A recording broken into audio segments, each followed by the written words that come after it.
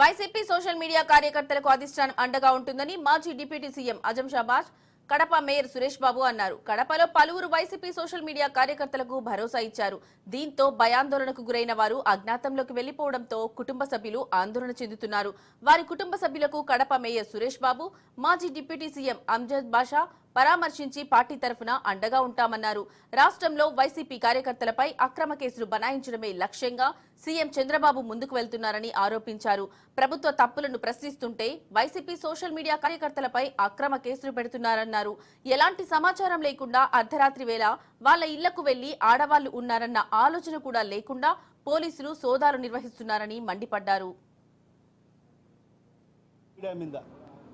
ఎందుకంటే ఇవాళ చూస్తున్నాం, ఈ ప్రభుత్వం వచ్చిన తర్వాత మరి వాళ్లకు సంబంధించిన పచ్చ మీడియా అయితేమి, మరి వాళ్ళ టీడీపీ సోషల్ మీడియా, మరి వాళ్ళందరూ కూడా మరి గత 5 ఏళ్ళు మనం చూసాం.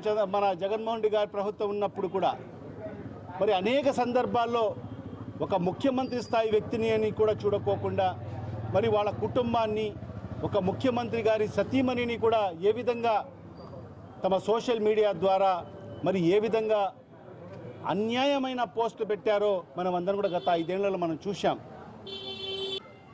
గత వారం రోజుల నుంచి చూస్తుంటే ఈ రాష్ట్రంలో మరి ఈరోజు వైఎస్ఆర్ కాంగ్రెస్ పార్టీకి సంబంధించిన సోషల్ మీడియా మరి ఎవరైతే యాక్టివ్గా ఉండారో వాళ్ళందరినీ కూడా ఒక టెర్రరిస్ట్ లాగా మరి ఈరోజు నిశాంత్ అనే అబ్బాయి గత 10 ఏళ్లుగా వైఎస్ఆర్ కాంగ్రెస్ పార్టీకి అనుబంధంగా ఉంటూ మరి సోషల్ మీడియాలో యాక్టివ్గా పనిచేస్తూ మరి సునీత అయితేమి, నిశాంత్ అయితేమి మరి వీళ్ళందరూ కూడా పనిచేస్తున్నారని చెప్పి మరి 11:30 గంటలకు వాళ్ళ అపార్ట్మెంట్లు వచ్చి ఆ అపార్ట్మెంట్లో అనేక మంది సుమారుగా 25 కుటుంబాలు నివసిస్తున్నారు. వాళ్ళందరినీ కూడా భయభ్రాంతులు చేసి 12 గంటలకు అందరికీ లేపి మరి ఆ ఇంటంతా కూడా సోదా చేసి 10 మంది పోలీసులు వచ్చి ఎక్కడికి వెళ్ళాడు, ఏం చేశాడని చెప్పి మరి చిన్న పసిపిల్లోడు ఉన్నాడు, 1 సంవత్సరం పిల్లోడు ఉన్నాడు, భార్య భర్త ఇద్దరే ఉంటారు. మరి అలాంటి వాళ్ళ ఇంటిపైన కూడా దౌర్జన్యం చేసి మరి ఎక్కడికి వెళ్ళాడు నువ్వు చెప్పకపోతే మరి